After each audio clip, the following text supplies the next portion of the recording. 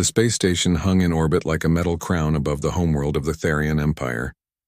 Ambassador Chen Wei pressed her hand against the cold window of the UNSS Envoy and watched the planet below. Swirls of purple and green covered the surface. This was the center of galactic power, and humanity was about to learn what that really meant. Chen turned away from the window. Her team sat behind her in the small diplomatic vessel. There were only 5 humans on this ship, 5 humans facing a galaxy of trillions. Lieutenant Marcus Webb checked his tablet for the 100th time. Dr. Sarah Kim reviewed her notes about alien culture.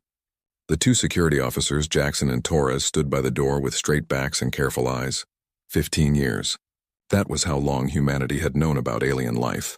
15 years since the Zexian merchant ship had appeared near Mars and changed everything. Humanity had rushed to learn, to trade, to join this vast civilization among the stars. Chen had been there from the beginning. She remembered the excitement.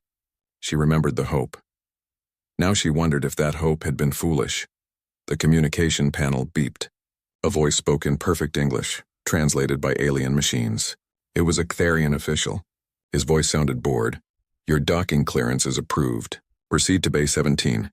The Council will see you in 1 hour. Chen nodded even though the alien could not see her. Thank you. We are honored to appear before the Council. The line went dead. Webb looked up from his tablet. He was young, only 30, with sharp eyes that missed nothing. His face showed worry. Ambassador, I have been reading the historical records. Every species that was called before the Council like this received the same treatment. All 47 of them. Chen sat down in her chair. She knew what he meant. She had read the same records. 47 species conquered, 47 civilizations forced to surrender their freedom. The Therian Empire did not negotiate. They did not compromise. They simply took what they wanted. The envoy docked with a soft thud. Chen and her team walked through corridors that stretched for miles. The station was enormous, built to show power and wealth. Aliens of dozens of species moved through the halls. Most wore the gray uniforms of servants. Some had scales. Some had fur. Some looked almost human except for their eyes or their skin color. They all stepped aside when Chen and her team approached. They all looked away. Chen understood. These were conquered peoples. They knew what happened to species who came to the council chamber. The council chamber was a vast room with a dome ceiling that showed the stars. The council members sat on raised platforms in a half circle. There were 12 of them, representing the 3 great powers of the galaxy. The Catharian representatives were tall and covered in dark red scales. Their eyes were yellow and cold. They sat highest of all, because the Therian Empire was the strongest military power. They had ruled for 3,000 years. The Zexian consortium representatives looked like giant insects with too many arms. They controlled most of the trade routes. They had been merchants for 5,000 years and cared only about profit. The Vrin collective representatives appeared almost human, but their skin was pale blue and their eyes were too large. They were telepaths who could read surface thoughts. They claimed to be philosophers and teachers. They had guided the galaxy for 7,000 years or so, they said. Grand Chancellor Corvin, leader of the Catharian delegation, looked down at Chen and her team. His voice was deep and hard. Ambassador Chen Wei of Earth, you stand before the Galactic Council to receive judgment on behalf of your species. Chen stepped forward. Her heart beat fast, but her voice stayed calm. We are honored to appear before the Council. We hope to build friendship between Earth and the galactic community. Corvin did not smile. Friendship is not what you will find here today.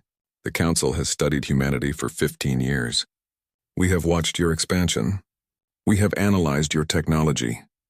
We have observed your behavior. He paused. The chamber was completely silent. Chen could hear her own breathing. You are dangerous, Corvin continued.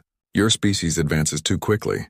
You ask too many questions. You do not respect the natural order of the galaxy. You are like children playing with weapons you do not understand. Chen felt anger rise in her chest but pushed it down. With respect, Chancellor, humanity has followed all galactic laws. We have not attacked any species. We have traded fairly. We have sought only knowledge and peaceful contact. One of the Zexian representatives clicked its mandibles together. That is precisely the problem. You learn too quickly. You adapt too fast. In 15 years, you have matched technology that took other species centuries to develop. This is unnatural. This is threatening. A Vryn representative spoke next. Her voice was soft but cold. We have touched your minds, humans. We have felt your thoughts. You are aggressive. You are territorial. You wage war among yourselves even now. What will you do when you have the power to threaten others? Chen looked at each council member in turn. Yes, humanity has known war. We have made terrible mistakes. But we have also learned from them. We created a united world government. We ended our conflicts. We chose peace over destruction. Does that not show growth? Does that not show wisdom? Corvin waved his clawed hand as if brushing away an insect. Words are easy. Actions matter. And the council has decided on action. He stood up. His massive form cast a shadow over Chen and her team. Behind him, a hologram appeared in the air. It showed Earth, blue and beautiful. Then it showed numbers, resources, population, military assets. Everything about humanity laid bare. The council hereby places Earth under protective custody of the Catharian Empire, Corvin announced. Effective immediately, your planet will surrender sovereignty. Your government will dissolve. Your military will disarm. 60% of your industrial production will be transferred to Catharian control. Your people will be educated in proper behavior. In time, if you prove worthy, you may be granted limited self-government. Chen felt the blood drain from her face. You are demanding that we become slaves. We are demanding that you accept reality, Corvin said. The galaxy has an order. The strong rule. The weak obey. This is how it has always been. This is how it will always be. Your species is young and weak. We are old and strong. You will accept this, or you will be made to accept it. Dr. Kim spoke up for the first time. Her voice shook with anger. You claim to be civilized. You claim to be advanced. But you are just bullies. You wait until species are vulnerable and then you crush them. The Zexian representative clicked again. Emotional response. Typical of your species. This is why you need guidance. Chen raised her hand to silence Dr. Kim. She took a deep breath. Chancellor Corvin, members of the council, this decision affects billions of human lives. I request time to bring this proposal to my government. Let us have 30 days to consider and respond. Corvin sat back down. He looked amused. 30 days, very well. We are not unreasonable. Take your time. Discuss with your leaders. But understand this clearly.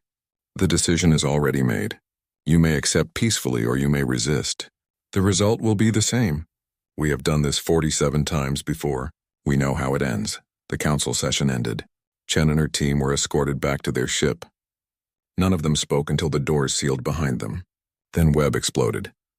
They waited until we were just strong enough to be useful but not strong enough to fight back. This was planned. They have been watching us for years, waiting for the perfect moment to strike. Chen nodded. She had reached the same conclusion. The Catharians were predators. They let their prey grow fat before the kill. That evening, as the envoy prepared to depart, Chen received an unexpected visitor. A Vryn female appeared at the airlock alone. She wore simple clothes, not the formal robes of a council member. Her large eyes looked worried. My name is Shrenka. I am a teacher among my people. May I speak with you privately? Chen led her to a small conference room. Shrenka sat down and folded her hands. When she spoke, her voice was barely a whisper. I should not be here. If the Catharians knew I was speaking to you, I would be punished. But I cannot stay silent. I have watched this happen too many times. Chen leaned forward. What do you want to tell me? Shrenka looked toward the door as if checking for listeners. The council's offer is a lie. They have no intention of letting you respond peacefully. In 10 days, they will claim you are building weapons. They will say you are planning to attack. They will use this as an excuse to invade Earth immediately. Chen felt cold. How do you know this?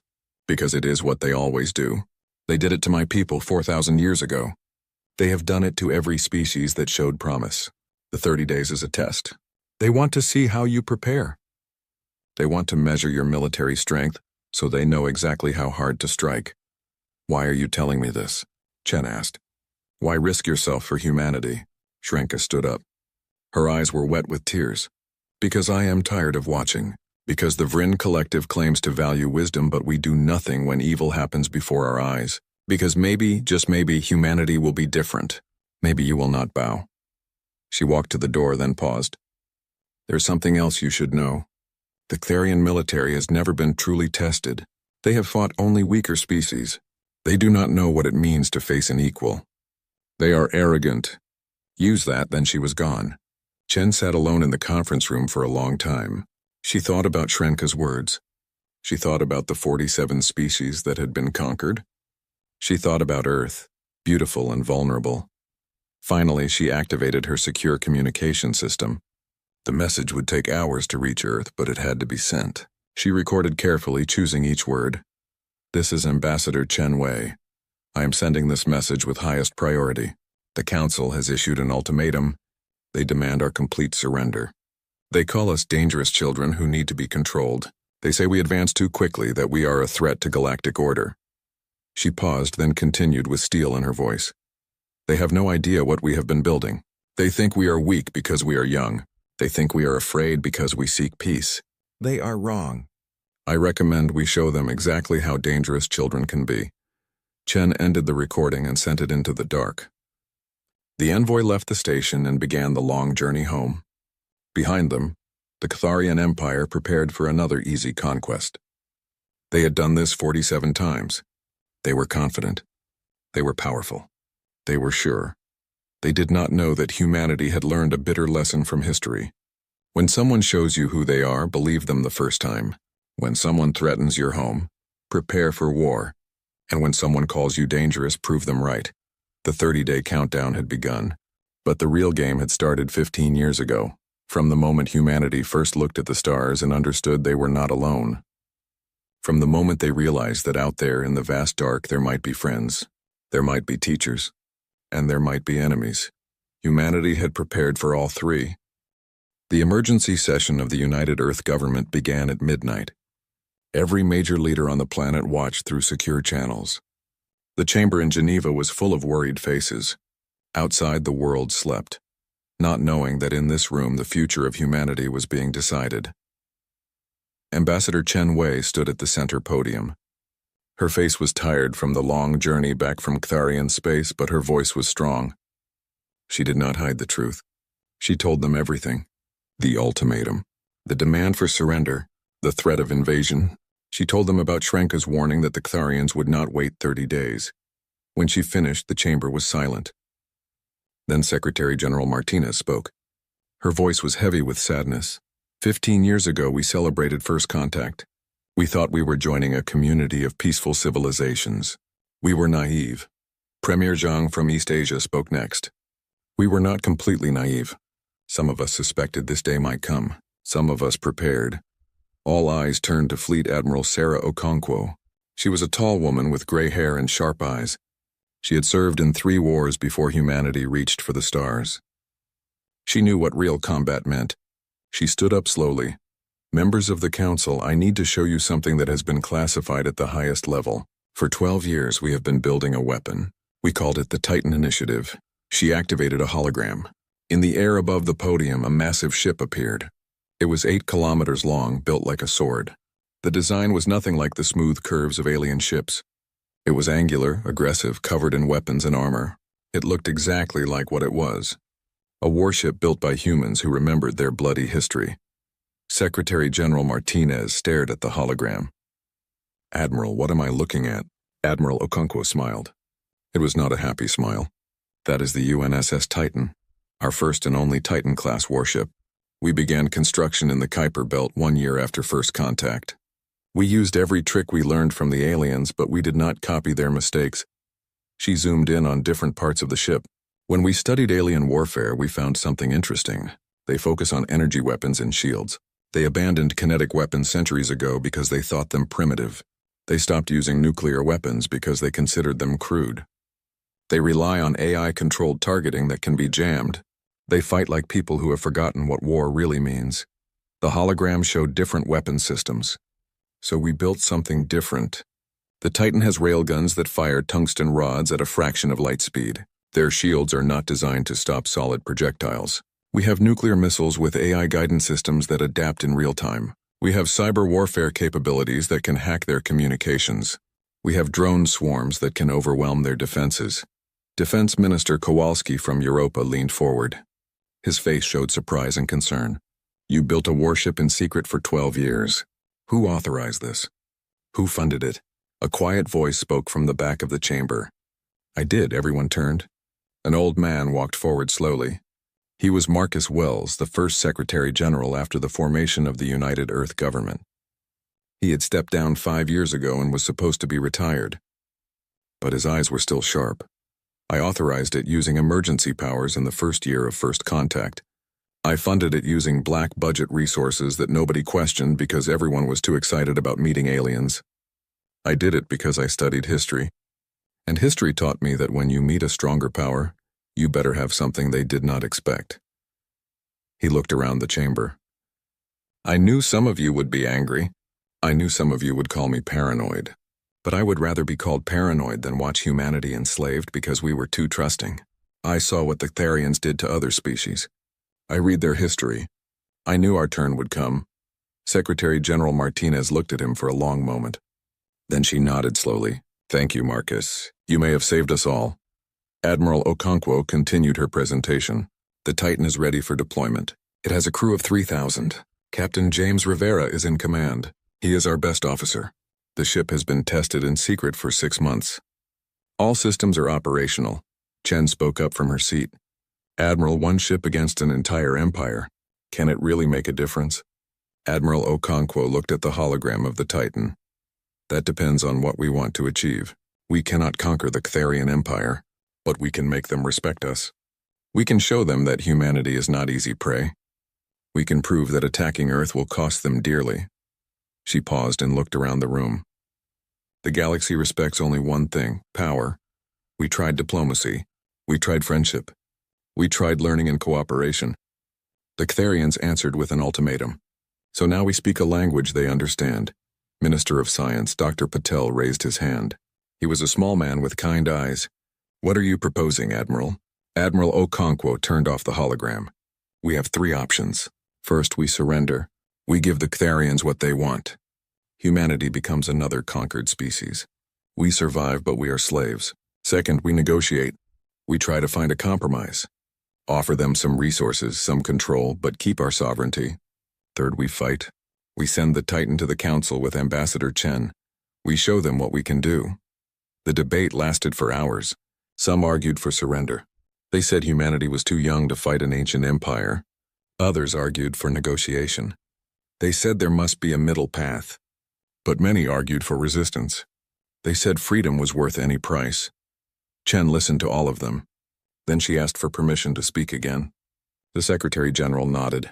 I met a Vryn named Shrenka. She risked her life to warn me about the Tharian plan. She told me her people surrendered 4,000 years ago. She said they thought they were being smart. They thought they were choosing survival. But now she watches the Council crush species after species and can do nothing. She is a slave in everything but name. She told me something important. She said maybe humanity would be different. Maybe we would not bow. Chen looked around the chamber.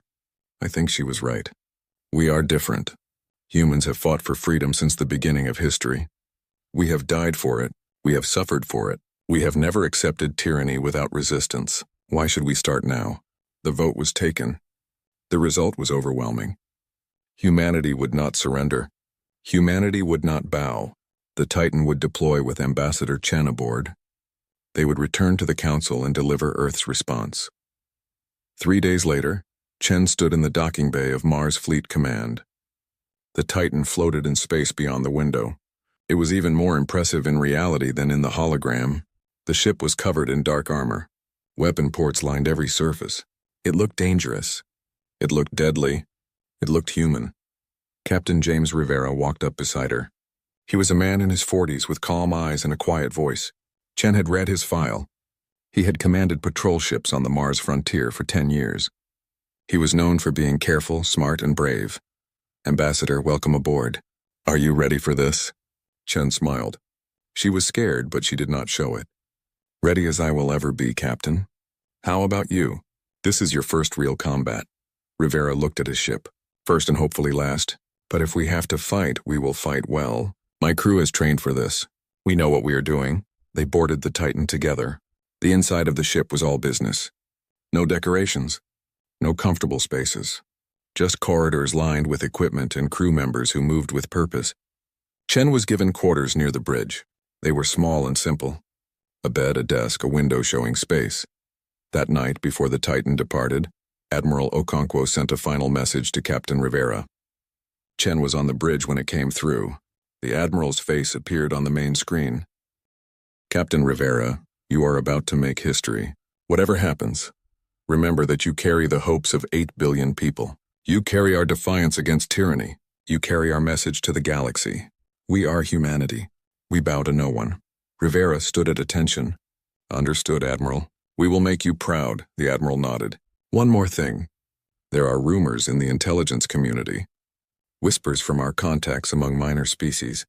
They are watching what happens next very carefully. 47 species have been conquered by the Catharians. All of them are waiting to see if humanity will be number 48. If we stand, if we fight, we may inspire others to do the same. This is bigger than just Earth now. The screen went dark. Rivera turned to his crew. All stations report ready status. One by one, the reports came in. Weapons ready. Shields ready. Engines ready. Navigation ready. All 3,000 crew members were at their posts. The Titan was ready for war. Chen watched from her seat near the captain's chair. She thought about the last 15 years. The excitement of first contact. The wonder of learning about alien cultures. The hope that humanity had found friends among the stars. All of it had led to this moment. A human warship preparing to face an empire that had ruled for 3,000 years. The Titan's engines came to life with a deep rumble. The ship began to move. Mars fell away behind them. The solar system that had been humanity's entire world for all of history became just another point of light. They were heading into Catharian space, into the heart of enemy territory. The journey would take 3 weeks at faster than light speeds. 3 weeks to prepare, 3 weeks to train, 3 weeks to wonder if they were heroes or fools. Chen spent the time learning about the ship and its capabilities. She attended briefings. She talked to crew members. She learned that every person aboard the Titan had volunteered. They all knew this might be a one-way trip. They came anyway. Lieutenant Commander Sarah Park ran the weapons division. She was young, barely 30, but brilliant. She showed Chen the railgun systems. These fire solid projectiles at 0.03% of light speed.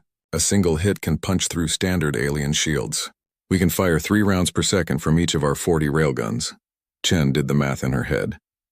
That is 480 projectiles every second. Park grinned. And that is just the railguns. We also have missiles, lasers for point defense, and the drone swarms. The Catharians are used to fighting ships that try to outshield each other. We are going to hit them with metal and explosives. Old school warfare. Commander John Hayes ran the cyber warfare division. He was a quiet man who spoke in technical terms, but Chen understood the basics. His team could hack alien computer systems. They could jam communications. They could turn enemy ships against each other. It was warfare in a dimension the Catharians barely understood. Dr. Lisa Chen, no relation to the ambassador, ran the medical bay. She was prepared for casualties. She knew they were likely, but she believed in what they were doing. Someone has to stand up to bullies. Might as well be us. On the 15th day of the journey, Chen was in her quarters when Captain Rivera called her to his office. He had a serious expression. We just received intelligence from Earth. The Catharian fleet is gathering. They are preparing to move against us earlier than expected.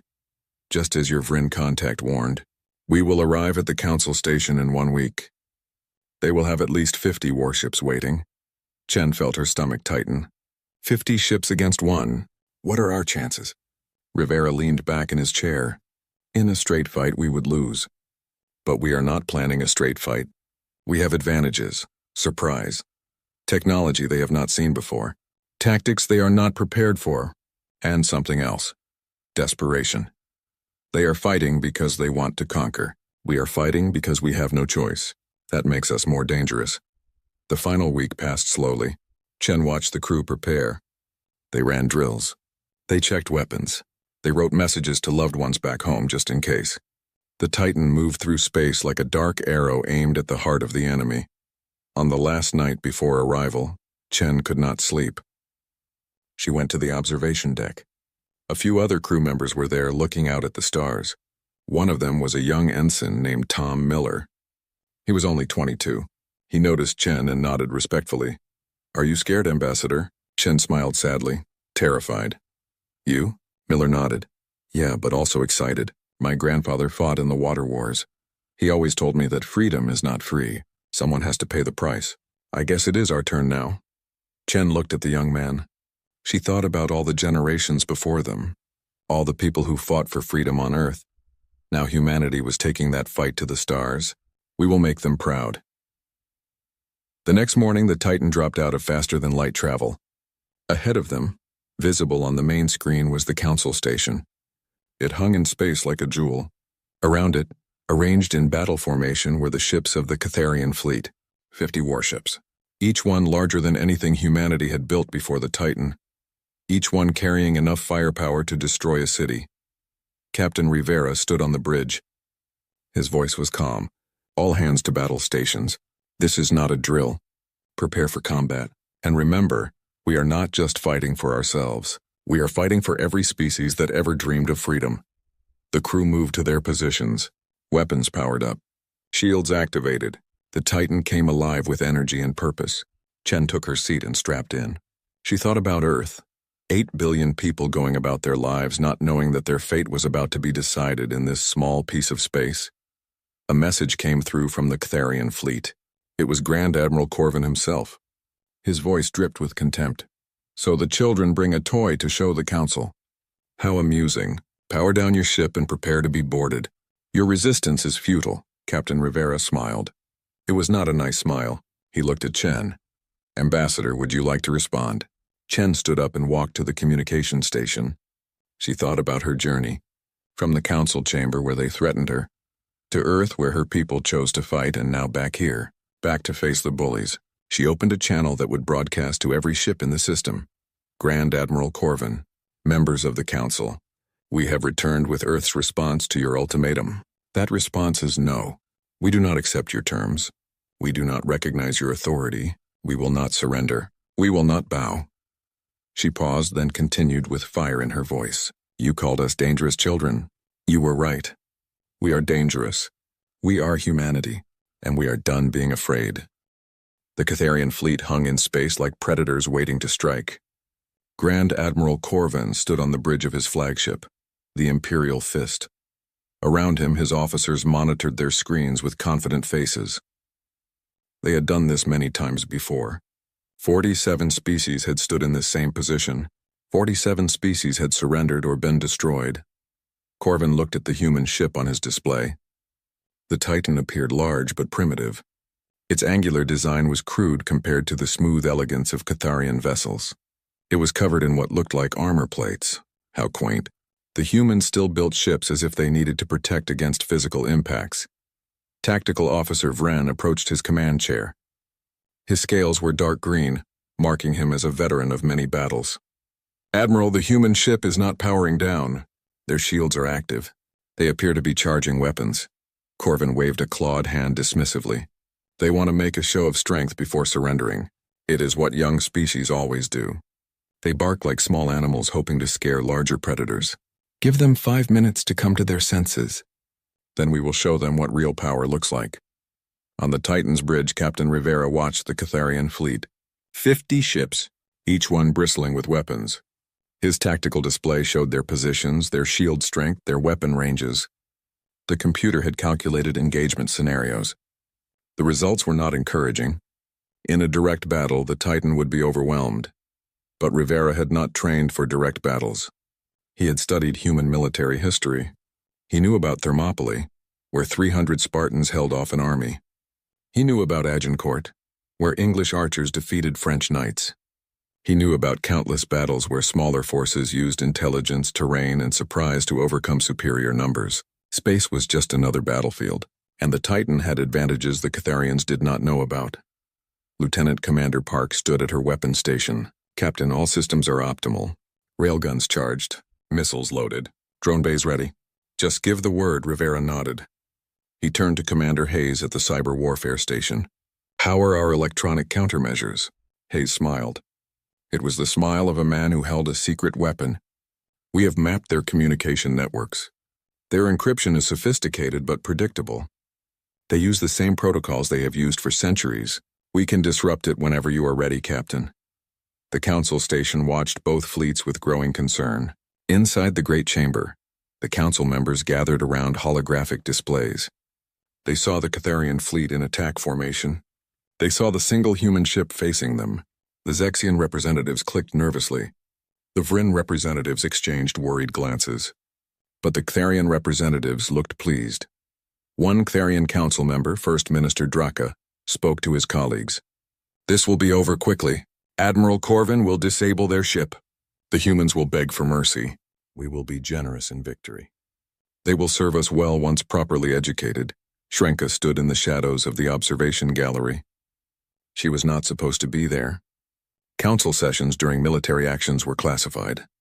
But she had found a way in, using old access codes that no one had bothered to change.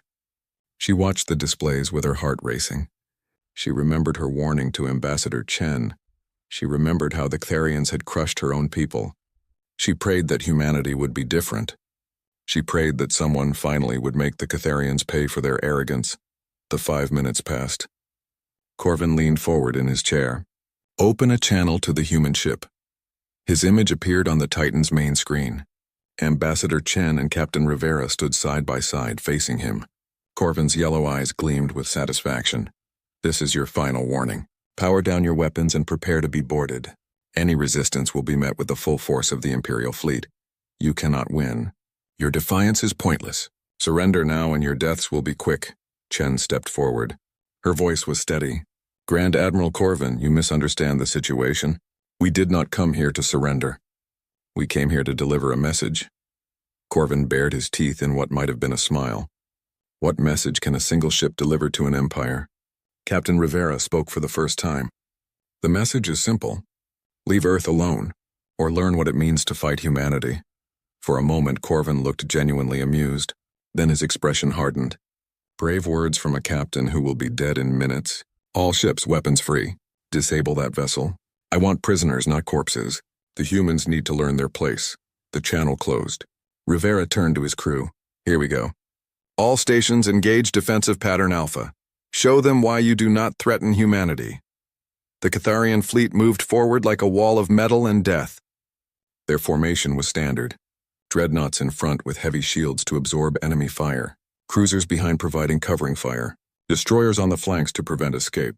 It was a formation they had used for 3,000 years. It had never failed. The lead dreadnought, the Crimson Blade, locked weapons on the Titan. Its captain, a veteran named Crax, had fought in 20 campaigns. He had destroyed 6 rebel fleets. He spoke calmly to his crew.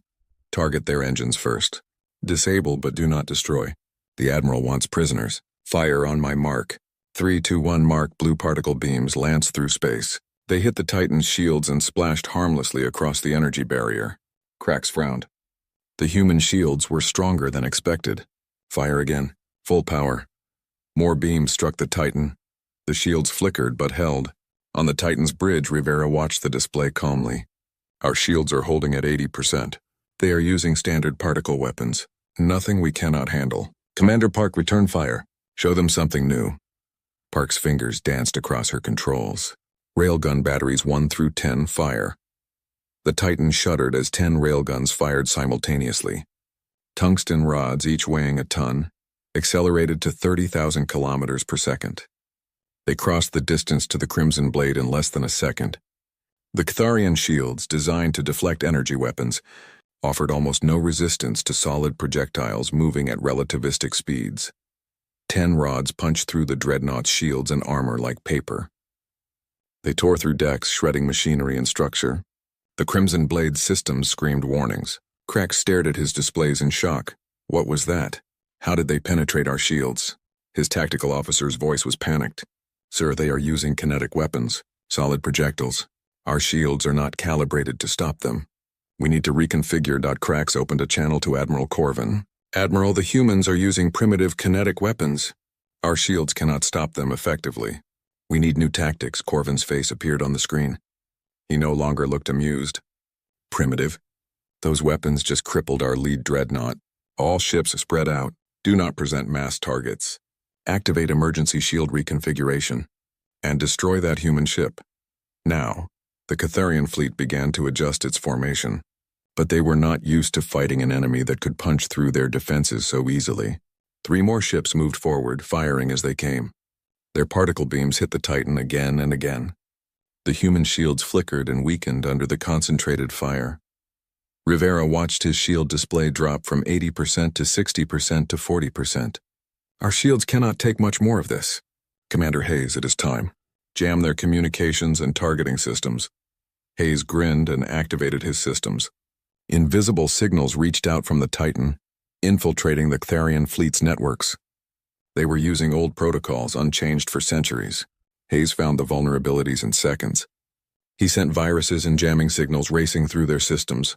Across the Therian fleet, screens went dark. Communication channels filled with static.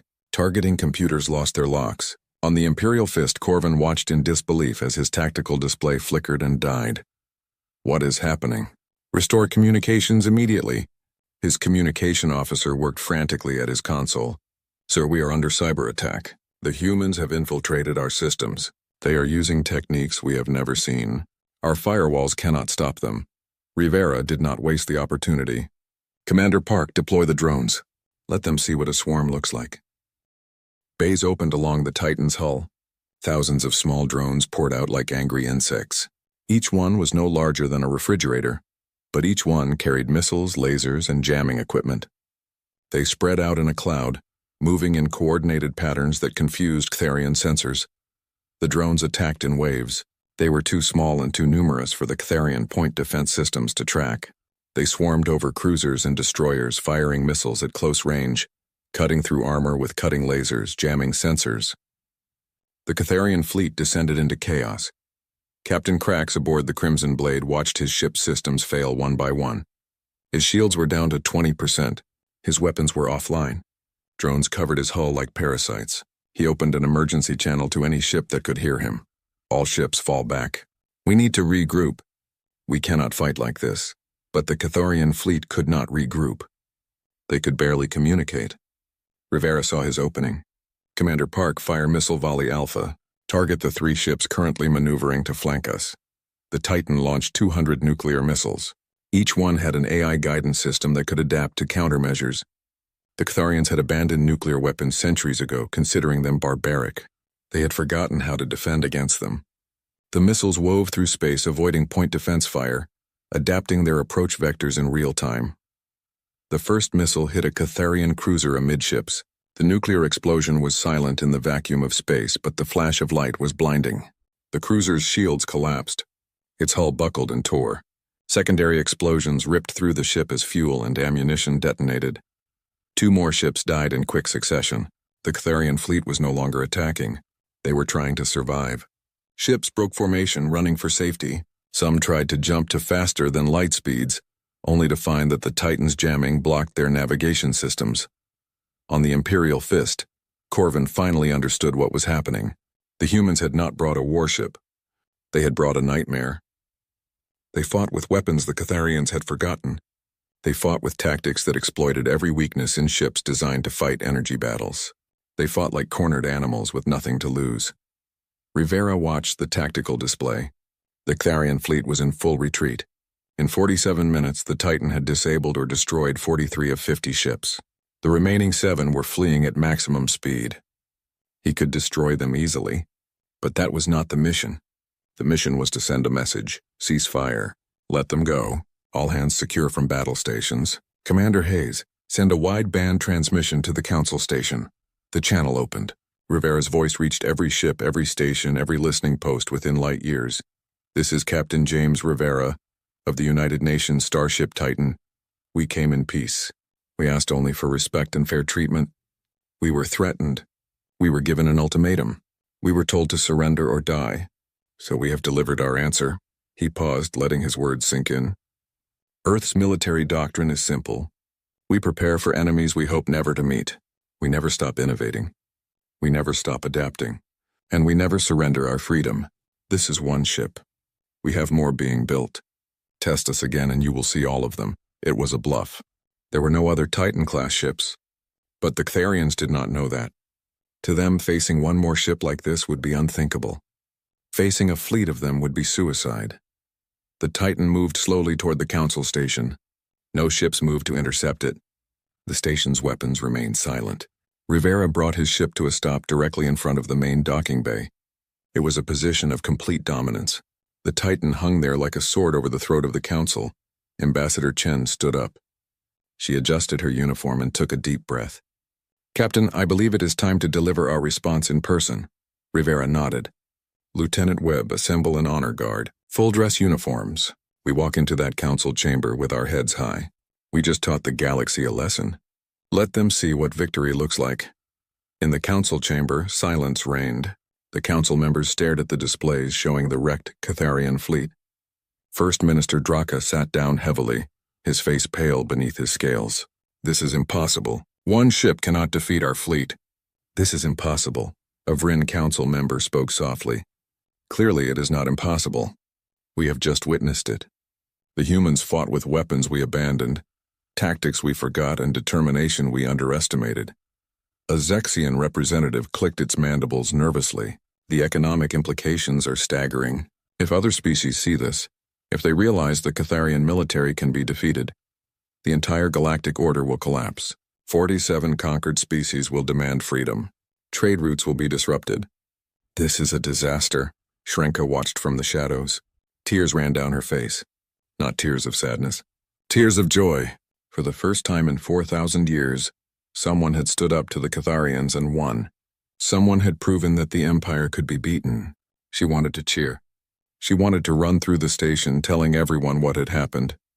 Instead, she stayed silent and watched. The airlock opened. Ambassador Chen walked out, flanked by Lieutenant Webb and 6 Marines in dress uniforms. They marched through the corridors with confidence. Aliens pressed against the walls to let them pass. Some looked at them with fear. Some looked at them with awe. Some looked at them with hope. The doors to the council chamber opened. Chen walked in. The council members fell silent. She walked to the center of the chamber and looked up at them. When she spoke, her voice carried to every corner of the vast room. "Honored council members, I have returned to deliver Earth's formal response to your ultimatum.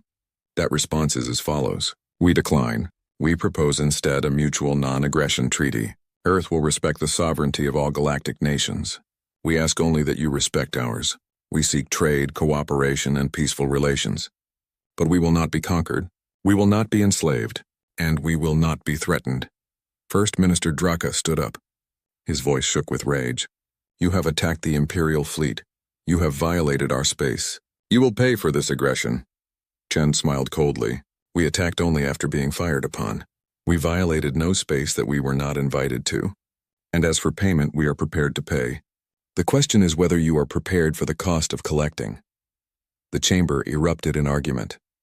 Catharians demanded retaliation. Zexians calculated costs. Vryn spoke of wisdom and caution. Chen stood in the center of it all, calm and unmoved. She had delivered her message. She had shown them humanity would not bow. What happened next was up to them. The galaxy had just learned an important lesson. There was a new power rising. A species that fought with forgotten weapons and unbroken spirit. A species that would rather die fighting than live in chains. The balance of power had shifted, and nothing would ever be the same again. The council chamber descended into chaos. Therian representatives shouted demands for immediate retaliation. Zexian representatives calculated the economic impact of a prolonged war. Vryn representatives tried to call for calm and reason, but everyone understood that something fundamental had changed.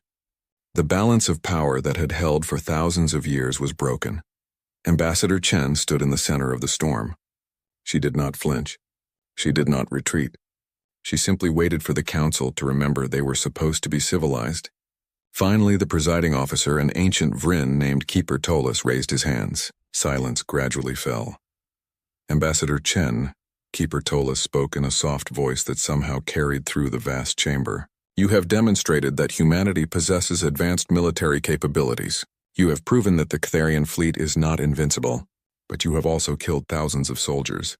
You have attacked ships that served the Council for centuries. How do you justify this action?" Chen looked up at him. "We fired only after being fired upon. We disabled ships rather than destroying them whenever possible.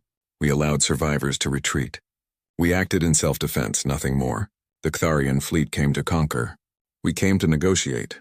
Who is truly at fault here?" First Minister Draka slammed his clawed hand on his console. "Self-defense. You destroyed our ships. You humiliated our fleet. This act of war cannot stand. A Zexian representative spoke up. His voice was calculating. Minister Draka, perhaps we should consider the practical implications. The humans defeated 50 ships with one vessel. If they truly have more ships as they claim, a war would be extremely costly. Our trade networks would suffer. Perhaps negotiation is the wiser course. Draka turned his fury on the Zexian. You speak of cost? What of honor? What of strength? If we back down now, every conquered species will see it as weakness. They will rebel. Our empire will crumble. Chen spoke again. Her voice was calm but hard. Perhaps your empire should crumble. You built it on the backs of 47 conquered peoples. You call it order, but it is slavery. You call it protection, but it is oppression. The galaxy deserves better. Humanity will help provide it. The chamber erupted again. This time new voices joined the chaos. Representatives of minor species, those who had been silent for centuries, began to speak. They had been watching from the edges of the chamber, unimportant and unheard. Now they saw an opportunity. A delegate from the Talon people stood up. His species had been conquered 200 years ago. His voice shook with emotion. Ambassador Chen speaks truth. We have lived under Ktharian rule for 2 centuries. We were told it was for our own good. We were told we needed guidance. We were lied to. We want freedom. If humanity will stand against the Ktharians, the Talon will stand with them. Another delegate stood, then another. Representatives from species that had been silent for generations found their voices. They spoke of injustice. They spoke of stolen resources. They spoke of dreams crushed under the weight of Ktharian rule. The council chamber had become a court, and the Ktharian Empire stood accused. Shrenka watched from her hiding place. She was crying and smiling at the same time. This was what she had hoped for. This was what she had dreamed of for 4,000 years. Someone had finally shown the galaxy that resistance was possible. Someone had finally lit the spark of rebellion. Keeper Tolis raised his hands again. The chamber slowly quieted. This session is suspended. The council will meet in private session to discuss these matters. Ambassador Chen, you and your ship will remain at the station. You will not be harmed. We promise this on the authority of the council. Chen nodded. We will remain for 7 days, no longer. At the end of that time, we return to Earth with or without an agreement. Choose wisely, council members. The galaxy is watching. She turned and walked out of the chamber. Her honor guard followed. They returned to the Titan, where Captain Rivera and his crew waited anxiously. Rivera met her at the airlock. How did it go? Chen smiled. It went well. The council is divided. The Ktharians want revenge, but they are scared. The Zexians want to avoid economic disruption. The Vrinari caught between their philosophy and the reality of power. And best of all, the minor species are speaking up. We have started something bigger than just defending Earth. The next 7 days were tense. The Titan remained on full alert. Sensors tracked every ship that came near. The crew slept in shifts and ate at their stations. But no attack came. Instead, something unexpected happened. Ships began arriving at the station. Small vessels from minor species across the galaxy. They came under various pretexts: trade missions, cultural exchanges, routine visits. But everyone knew the real reason. They came to see the human ship. They came to see the species that had defeated the Ktharian fleet. They came to find hope. On the 3rd day, a small ship requested permission to dock with the Titan. Captain Rivera was suspicious at first, but when he saw who was aboard, he allowed it. Shrenka stepped through the airlock. Ambassador Chen met her personally. Thank you for warning me about the Ktharian plan. We owe you our lives. Shrenka shook her head. You owe me nothing. You did what my people could not do. You stood and fought. I came to tell you what is happening in the council. The debate is fierce. The Ktharians demand war, but they are afraid of losing. The Zexians calculate profits and losses. The Vrinari are paralyzed by philosophy. But something else is happening too. What? 14 minor species have formally protested their subjugation status. They are demanding reviews of their treaties with the Ktharians. 3 species are threatening to cut off resource exports. 1 species, the Talon, has begun building a military fleet. The galaxy is waking up, Ambassador. You have shown them what is possible. Chen felt a weight settle on her shoulders. She had known their actions would have consequences, but hearing it laid out so clearly was overwhelming. We did not come here to start a revolution. Shrenka smiled sadly. But you did anyway. Sometimes the universe needs a revolution. Sometimes order becomes oppression. Someone has to be brave enough to say no. You were brave. Now others will follow your example. On the 5th day, representatives from 12 minor species requested a meeting with Ambassador Chen. They met in a conference room on the station, not in the official council chambers. These were species that had never been allowed to speak in the grand debates. They were the conquered, the oppressed, the forgotten. A Talon elder spoke first. His name was Kelvin, and his people had been warriors before the Catharians crushed them. Ambassador Chen, we have a proposal. We wish to form an alliance with Earth, a mutual defense pact. If the Catharians attack you, we will fight beside you. If they attack us, we hope you will do the same. Others nodded. More voices joined in. They spoke of shared resources, combined fleets, technology exchange. They spoke of building a new order in the galaxy, one based on cooperation instead of conquest. Chen listened to them all. When they finished, she spoke carefully. What you propose is ambitious. It is dangerous. The Catharians will not accept it peacefully. You could all be destroyed for daring to challenge them. Are you prepared for that? Kelvin stood up. His eyes were bright with determination. We have lived as slaves for centuries. We have survived, but we have not lived.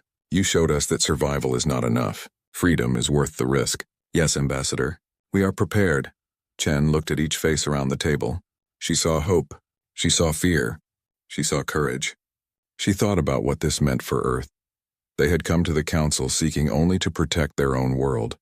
Now they were being asked to lead a galactic revolution. It was more than they had bargained for. But it was also right. I cannot give you an answer on behalf of Earth's government, but I can tell you what I believe. Humanity has learned hard lessons about tyranny. We fought wars to end slavery. We built democracies from the ashes of dictatorships. We understand what you are feeling. When I return to Earth, I will recommend that we accept your proposal. I believe my government will agree. The representatives stood and bowed. It was a gesture of respect and hope. They left the meeting quietly, but Chen could feel the change in the air. The galaxy was shifting beneath their feet. On the 7th day, the council called Ambassador Chen to return.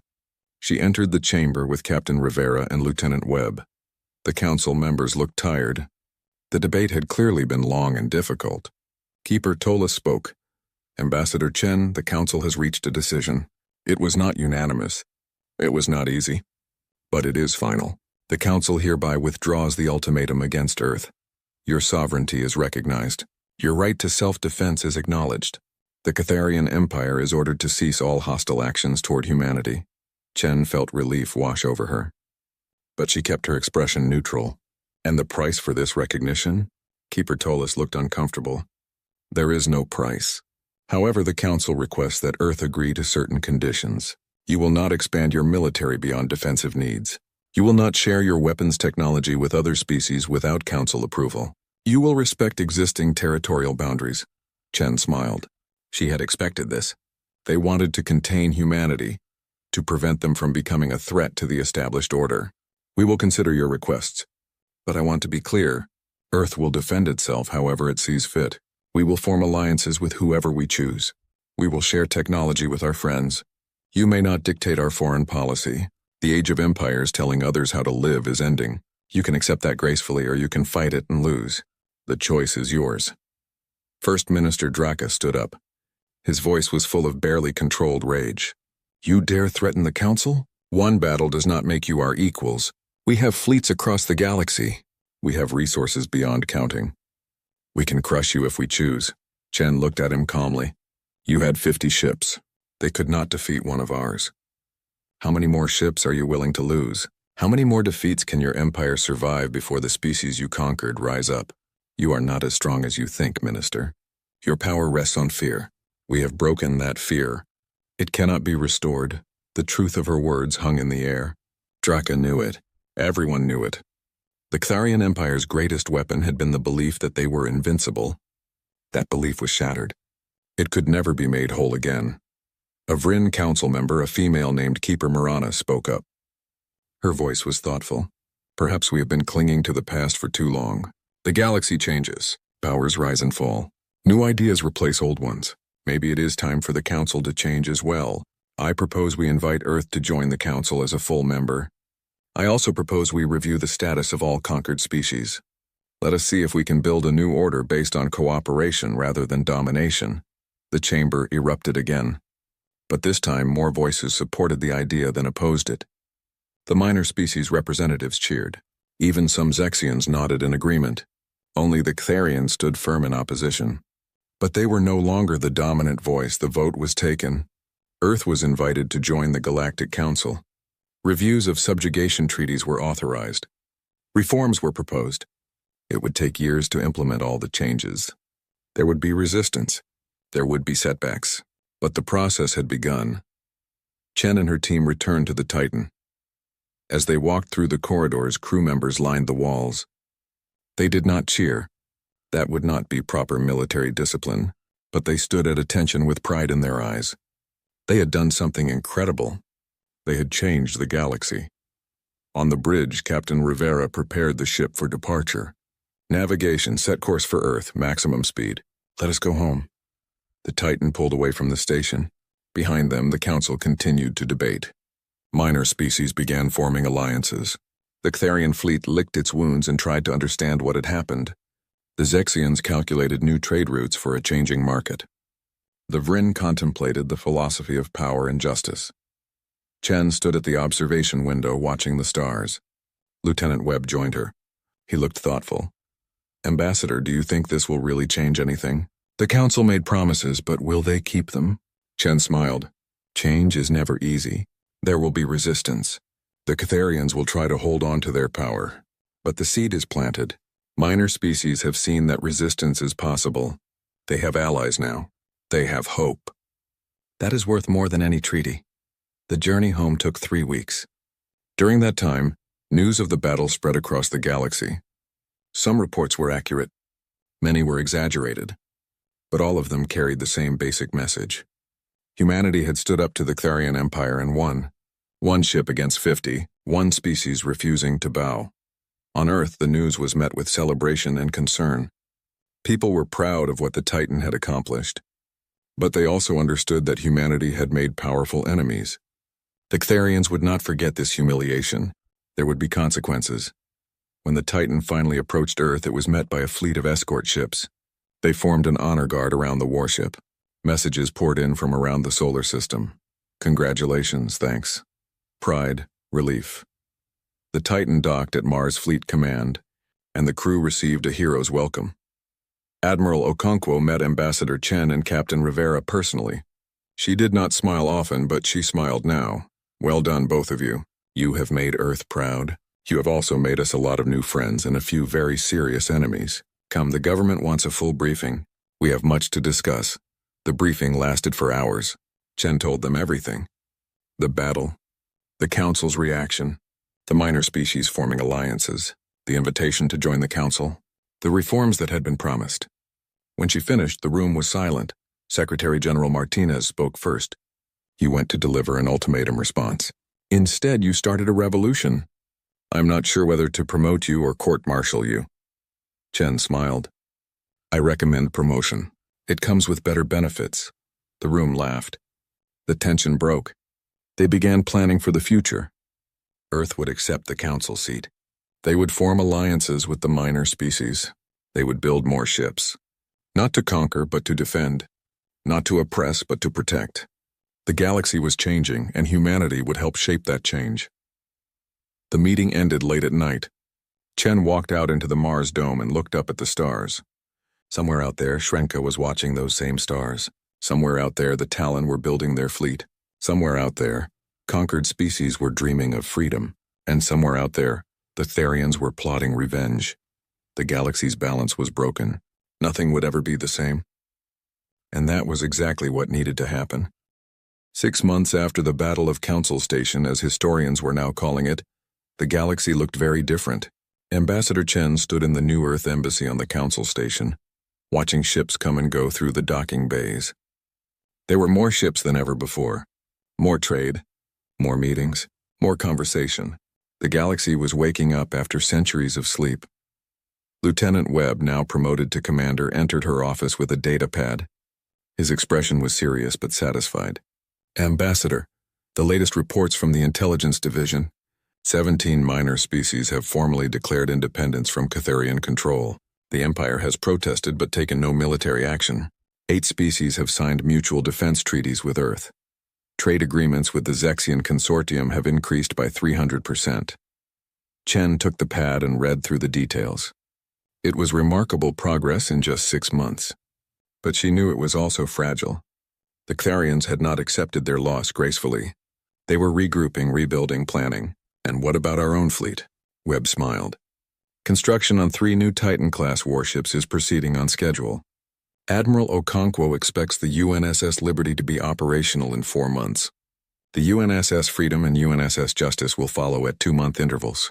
Additionally, we have begun sharing some defensive technologies with our allies. The Talon have launched their first modern warship. Others will follow. The intercom buzzed. A voice spoke in the melodic tones of a Vrin. Ambassador Chen, Keeper Shrenka requests a meeting. She says it is urgent. Chen felt concern. Shrenka had become an unofficial advisor to Earth's delegation. She understood galactic politics better than anyone, but she rarely asked for urgent meetings. Send her in. Shrenka entered quickly. Her normally calm expression showed worry. Ambassador, I bring warning. The Catharian military is preparing a major operation. My contacts within the Empire report that Grand Admiral Corvin is gathering a new fleet. Not 50 ships this time. 200 ships. They plan to strike at Earth directly. Chen felt her stomach tighten. When? 3 months. Maybe less. They are retrofitting their shields to better defend against kinetic weapons. They are developing countermeasures for your cyber warfare capabilities. They are training for the kind of battle you taught them to expect. They are taking you seriously now, Ambassador. That makes them more dangerous. Chen immediately activated the secure communication system. She needed to inform Earth. But Shrenka stopped her with a gentle hand on her arm. Wait. There is more. The Catharians are not the only ones making moves. The Zexian Consortium has been quietly building a defense fleet, not to attack, but to protect their trade routes from potential conflict. The Vrin Collective is divided. Many of my people want to help you, but others fear angering the Catharians, and the minor species are watching carefully. If you can defeat this new fleet, more will join your alliance. If you fall, the revolution will die. Chen understood. This was the test. The Titans' victory had been impressive, but many still believed it was luck or a fluke. If Earth could stand against a fleet 10 times larger, properly prepared for human tactics, then the galaxy would truly change. If Earth fell, everything would return to how it was. No pressure, she contacted Earth immediately. The message traveled at faster than light speeds, arriving within hours. The response came the next day. Secretary General Martinez appeared on the screen. Her face was determined. We received your report, Ambassador. The government is unanimous. We will not back down. We will not negotiate. If the Catharians want war, we will give them war. Admiral Okonkwo is accelerating construction on the new Titans. We will have all 3 operational before the Catharian fleet arrives. Additionally, we are requesting military support from our allies. The Talon have already pledged their fleet.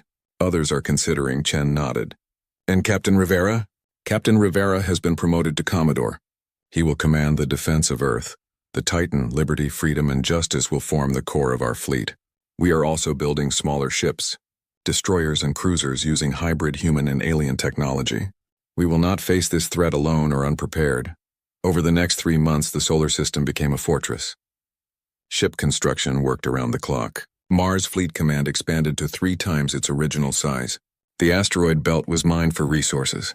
Every human station and habitat contributed to the war effort. But it was not just humans working. Talon engineers helped improve shield technology. Zexian merchants provided rare materials. Even some Vrin arrived, offering tactical advice and intelligence about Catharian strategies. Commodore Rivera stood on the bridge of the Titan, now the flagship of Earth's defense fleet.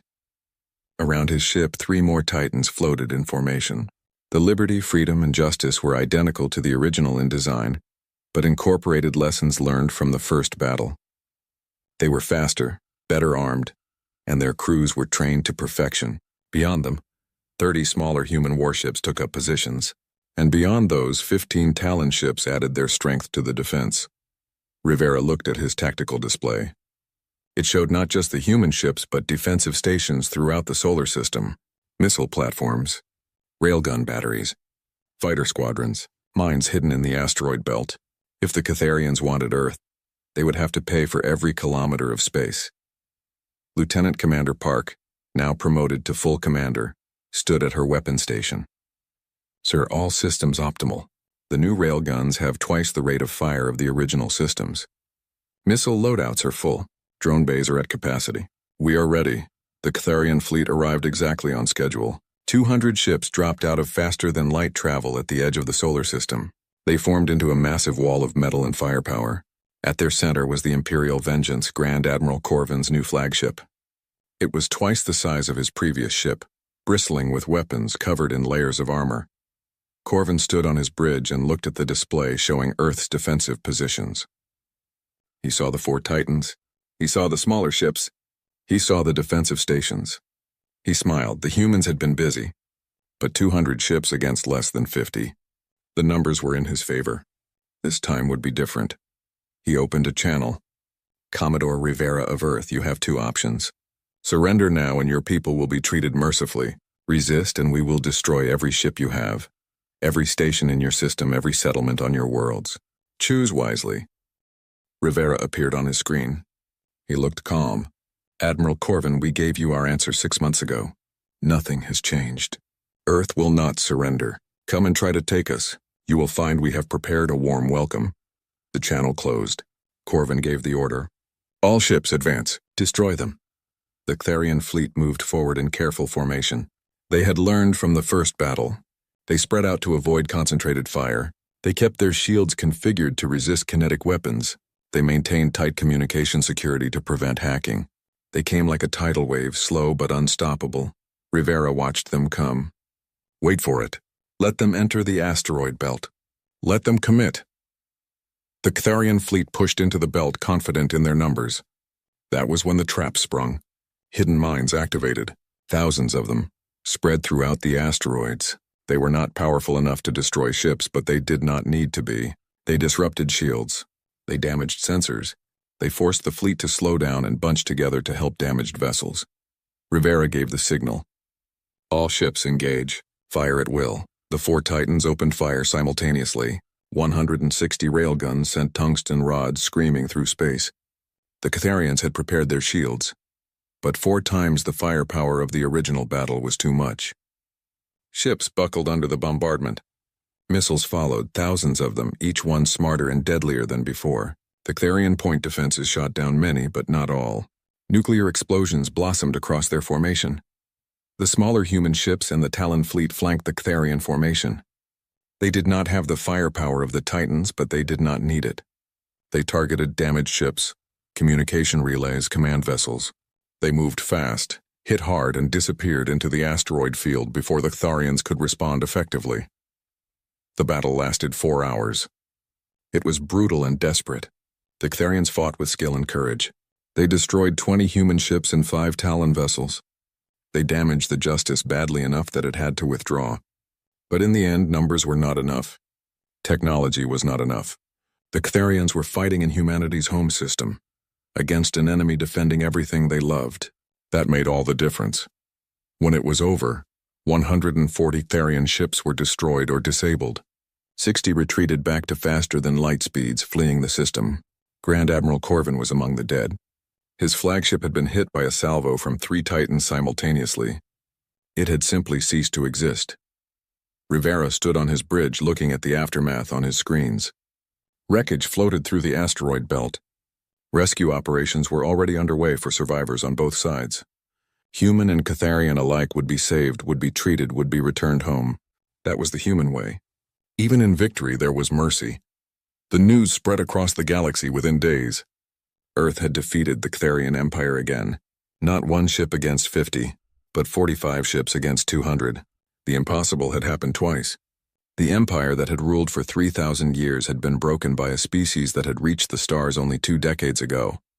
The consequences were immediate and dramatic. Within a week, 32 minor species declared independence from Catharian rule. The empire's borders shrank by 1/3. Internal dissent grew among the Catharians themselves. Some called for peace. Others demanded vengeance. The empire that had seemed eternal was tearing itself apart. The Galactic Council held an emergency session. Ambassador Chen attended. along with representatives from the newly independent species. The chamber was packed. The Ctharian delegation was notably smaller. They no longer sat at the highest positions. Instead, they shared the floor with everyone else. Keeper Tolas called the session to order. His ancient face showed both sadness and hope. The galaxy stands at a crossroads. The old order has fallen. We must build a new one. The question is what kind of order we wish to create. Will it be based on conquest and fear? Or will it be based on cooperation and respect? Chen stood to speak. She looked around the chamber at faces of 100 different species. We have a choice to make. Humanity did not seek war. We sought only to defend ourselves and help others do the same. We have proven that the strong do not have to prey on the weak. We have shown that unity is stronger than domination. I propose a new galactic charter, one that guarantees sovereignty for all species, one that forbids conquest and slavery, one that promotes trade, cooperation, and mutual defense. Not an empire, not a hegemony, but a true community of free peoples. The Tharian representative, a young officer named Theron who had replaced the dead First Minister Draka, stood up. His voice was quiet. My people have ruled for 3,000 years. We believed our way was the only way. We were wrong. The cost of that error has been high. We have lost ships, soldiers, territory, and honor. But perhaps we have gained something more valuable: wisdom. The Ctharian Empire votes in favor of Ambassador Chen's proposal. The chamber erupted in surprise. The Catharians, who had resisted every reform, who had clung to their power, were surrendering. Not on the battlefield, but in the council. It was a complete transformation. The vote was taken. The new galactic charter passed with overwhelming support. It would take time to implement. Treaties would need to be written. Borders would need to be redrawn. Resources would need to be redistributed. But the principle was established. The age of empires was over. The age of cooperation had begun. 3 months later, Ambassador Chen stood in her office on the council station. She was packing her belongings. Her term as ambassador was ending. Earth had appointed a new representative, someone better suited to the diplomatic work of peace. Chen was a warrior who had fought when fighting was necessary. Now it was time for builders. Shrenka came to say goodbye. They had become friends over the past year. The Vryn looked at Chen with tears in her large eyes. You changed everything. When you arrived, I saw just another young species about to be crushed. Now I see the beginning of something beautiful, a galaxy where might does not make right, where small species can stand equal to large ones, where freedom is protected, not punished. Chen smiled. We only started it. The real work is just beginning. Building peace is harder than winning wars. But I believe the galaxy is ready. I believe you are ready. What will you do now? Shrenka asked. Chen looked out the window at the stars. Earth has appointed me as the first Minister of Galactic Affairs. I will work with our new allies, help them build their defenses, share our technology, create trade agreements, the usual diplomatic work. But I will also keep watch. The Catharians have accepted defeat gracefully, but there may be others who see an opportunity in the chaos. The galaxy is changing, and change always brings danger along with opportunity. Back on Earth, in the shipyards of Mars Fleet Command, Admiral Okonkwo watched as construction began on 5 more Titan-class warships. She also oversaw the building of a new class of vessel, smaller than the Titans but faster and more versatile, the Defender class. These would be offered to allied species, helping them build their own defenses. A young officer approached her. His name was Lieutenant Thomas Parker, fresh from the academy. He looked at the massive construction projects with awe. Admiral, why are we building so many ships? The Catharians are defeated. The galaxy is at peace. Okonkwo turned to him. Her expression was serious. Lieutenant, do you know why humanity survived the water wars? Why we survived the resource crisis? Why we survived first contact with hostile aliens? Parker shook his head. No, Admiral. Because we never stopped preparing for the worst. Because we never assumed peace would last forever. Because we understood that freedom has a price, and that price is eternal vigilance. The Ctharians are defeated, yes, but they are not the only threat in the galaxy. There are empires we have not met yet. There are dangers we have not imagined. We build these ships not because we want war, but because we never want to be helpless again. The young officer nodded slowly, understanding. She watched him walk away, then turned back to the construction. The Titans rose against the stars, monuments to human determination. But they were also promises. Promises to defend, promises to protect, promises to never bow. On the edges of the galaxy, in systems humanity had not yet explored, there were indeed other powers. Ancient civilizations that made the Ctharians look young, mysterious entities that existed beyond normal space, threats that would make the Battle of Council Station look like a small skirmish. But those challenges were for another day. For now, humanity and its allies celebrated their victory and built their new order. On the Council Station, the new galactic charter was signed by representatives of 87 species. It was a historic moment. Species that had been enemies for generations now worked together. Species that had been slaves now stood free. The document was not perfect. There would be arguments. There would be setbacks, but it was a beginning. Commander Webb stood beside Ambassador Chen as the signatures were added. He looked at the gathering with satisfaction. "We did it, Ambassador. We actually did it," Chen smiled. "We started it, Commander. The real work begins now. Building is always harder than breaking. Cooperation is always harder than conquest. But I believe we are up to the challenge." Years later, historians would look back on this period and call it the Great Transformation. They would study how one species, arriving late to galactic civilization, had changed everything. They would debate whether humanity's aggressive response to the Ctharian ultimatum had been wise or reckless. They would analyze the battles, the diplomacy, the alliances, but they would all agree on one thing. The galaxy had needed to change. The old order of empires and conquest had become stagnant and cruel. Someone needed to break it. Humanity had been dangerous enough, desperate enough, and brave enough to do what needed to be done. They had sent diplomats when diplomacy was appropriate. But when threatened, they had sent their Titan. And the galaxy's balance had broken forever. On Earth, in a small apartment in Geneva, an old man sat in his chair and watched the news broadcast from across the galaxy. Marcus Wells, the former Secretary General who had secretly funded the Titan initiative, smiled. He had been called paranoid. He had been called warmonger. He had been accused of wasting resources on unnecessary weapons, but he had been right. And now humanity was free. Now their allies were free. Now the galaxy was changing for the better. He raised a glass of wine to the stars visible through his window. To paranoia, to preparation, to the warriors who fought so others could live in peace. In orbit above Earth, the Titan hung in space. Its hull was scarred from 2 major battles. Its armor was pitted and burned. But it was home, back where it belonged, watching over the world that built it. On the bridge, a skeleton crew kept watch. Captain Rivera, now promoted to admiral, stood at the viewport and looked down at the blue planet below. A young ensign approached him nervously. "Admiral, permission to ask a question?" Rivera smiled. "Granted. Were you scared? During the battles, facing impossible odds?" Rivera turned to look at the young officer. His expression was serious, terrified every moment.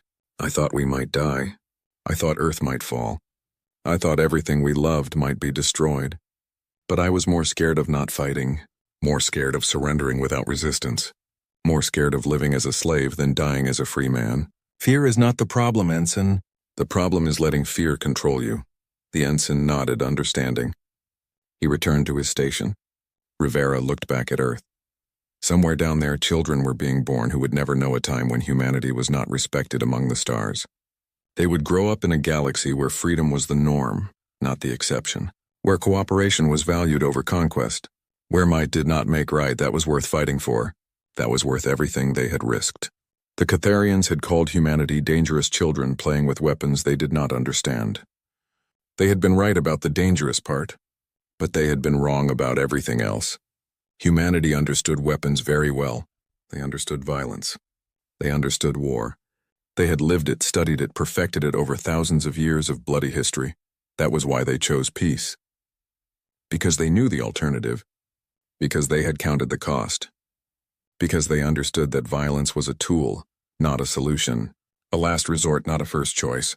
But when threatened, when pushed, when given no other option, humanity would fight with everything they had.